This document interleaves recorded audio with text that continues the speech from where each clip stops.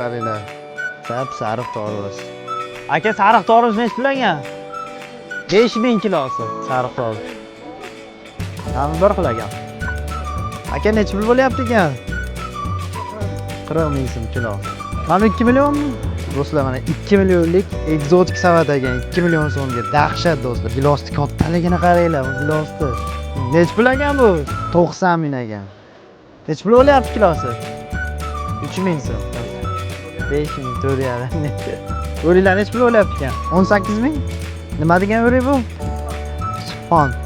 Avlod nechi pul bo'lyapti ekan? 20 ming. Chesnochi 15 ming. Do'stlar, dahshat. Nechi puldan shoptoldi? 25 ming. Sizlarga nimani narxi qiziq? Keyingi videoda Xudo xolasa Marg'ilondagi dehqon bozoridan olib chiqaman. Ana shu dehqon bozoridagi narxlarni qaysi mahsulotlarga qiziq bo'ladi, shuni yozib qoldiringlar.